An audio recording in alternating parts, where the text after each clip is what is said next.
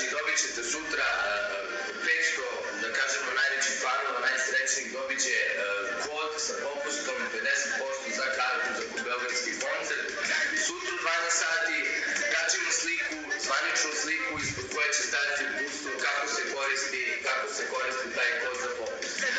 Ono što je bitno je da budete u 500 prvih koji budu komentarisali tu sliku.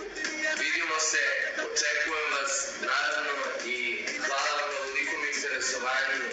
Vidimo se